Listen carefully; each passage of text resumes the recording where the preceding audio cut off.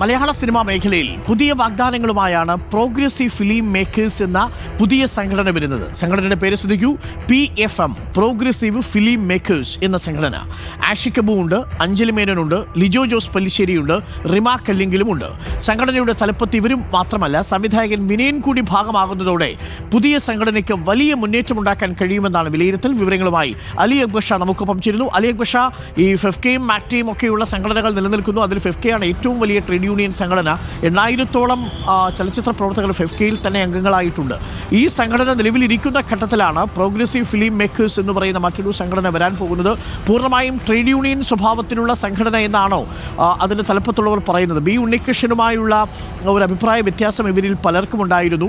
ഫെഫ്കയുമായിട്ട് ഇവർ നേരിട്ട് ഏറ്റുമുട്ടുന്നതും നമ്മൾ കണ്ടു. ഈ സാഹചര്യത്തിലാണോ ഈ പ്രോഗ്രസീവ് ഫിലിം മേക്കേഴ്സ് വരുന്നത്? ലിജോ ജോസ് പെല്ലിശ്ശേരിയും അഞ്ജലി മേനോനും ആഷിക് കപൂറും വിനയനും അടക്കമുള്ളവരാണ് ഇതിൻ്റെ തലപ്പത്ത് വരാൻ പോകുന്നത്. ഫെഫ്കയ്ക്ക് വെല്ലുവിളി ഉയർത്തുക എന്നതുകൂടി ലക്ഷ്യമാകുമല്ലോ അല്ലേ?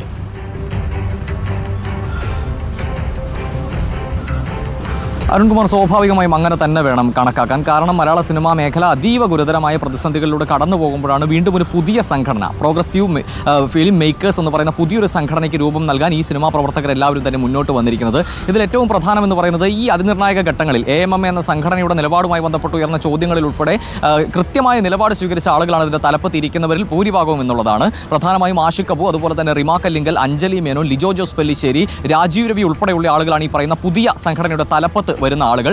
ഈ സംഘടന മുന്നോട്ട് വെക്കുന്ന ആശയങ്ങൾ എന്ത്, മുന്നോട്ട് വെക്കുന്ന വാക്കുകൾ എന്ത് എന്നത് സംബന്ധിച്ചൊരു നോട്ടീസ് സിനിമാ പ്രവർത്തകർക്ക് ഇതിനോടകം തന്നെ വിതരണം ചെയ്ത് കഴിഞ്ഞു എന്നുമാണ് നമ്മൾ മനസ്സിലാക്കുന്നത്. അതിൽ പ്രധാനമായും പറയുന്നത് ജനാധിപത്യപരമായി പ്രവർത്തിക്കുന്ന നിലയിലേക്ക് സിനിമാ മേഖലയെ മാറ്റും, നിലവിലുള്ള എല്ലാ അനീതികളും മാറ്റി നിർത്തി ഒരു ലിംഗവിവേചനമില്ലാത്ത നിലയിലേക്ക് സിനിമാ മേഖലയെ മാറ്റും എന്നതുൾപ്പെടെയുള്ള കാര്യങ്ങളാണ് പ്രധാനമായും ഇതിൽ പറയുന്നത്. സിനിമാ തൊഴിലാളികളുടെ ജീവിതം കൂടുതൽ മെച്ചപ്പെട്ടതാക്കുക എന്നതാണ് പ്രധാന ലക്ഷ്യമായി മുന്നോട്ട് വെക്കുന്നതും. ഇതിൽ എടുത്തു പറയേണ്ട കാര്യം, ഫെഫ്ക പിളർന്ന് ഒരു സംഘടനയിലേക്ക് പോകുന്ന എന്ന നിലയിലേക്ക് വേണമെങ്കിൽ വായിക്കാമെങ്കിലും ബി ഉണ്ണികൃഷ്ണൻ അതിനോട് എതിർത്ത് പറഞ്ഞിട്ടുണ്ട്.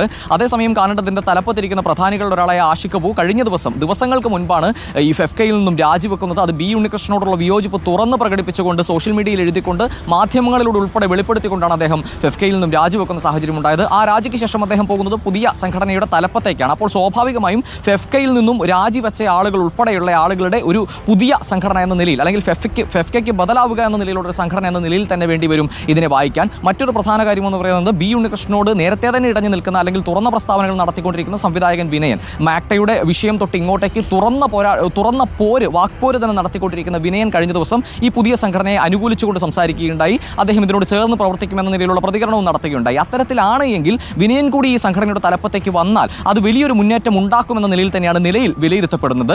എന്തായാലും ഈ ഒരു അതീവ ഗുരുതര പ്രതിസന്ധികളിലൂടെ മലയാള സിനിമ കടന്നു പോകുന്ന സമയത്ത് ഇത്തരത്തിലൊരു പുതിയ സംഘടന പുത്തൻ വാഗ്ദാനങ്ങളുമായി വരുമ്പോൾ അത് അതീവ നിർണായകമാണ്. ഏത് നിലയിലാകും അത് പ്രതിഫലിക്കുക എന്നൊന്നും കണ്ടറിയേണ്ടതുണ്ട്. എന്തായാലും വിനയന്റെ വരവ് കൂടി ഏത് നിലയിലായിരിക്കും പ്രോഗ്രസീവ് ഫിലിം മേക്കേഴ്സ് എന്ന സംഘടനയെ മുന്നോട്ട് കൊണ്ടുപോവുക, അതിന്റെ മുന്നോട്ട് പോക്കിനെ നയിക്കുക എന്ന കാര്യം കൂടി കണ്ടറിയേണ്ടതുണ്ട്. എന്തായാലും വളരെ ജനാധിപത്യപരമായ അല്ലെങ്കിൽ നിലനിൽക്കുന്ന എല്ലാ ആരോപണങ്ങളെയും മറികടന്ന് പോകാൻ കഴിയുന്ന നിലയിലുള്ള വാഗ്ദാനങ്ങളാണ് ഈ പ്രോഗ്രസീവ് ഫിലിം മേക്കേഴ്സ് ഇപ്പോൾ സിനിമാ പ്രവർത്തകർക്കിടയിൽ നോട്ടീസിലൂടെ വിതരണം ചെയ്തുകൊണ്ടിരിക്കുന്നത്. അരുൺ.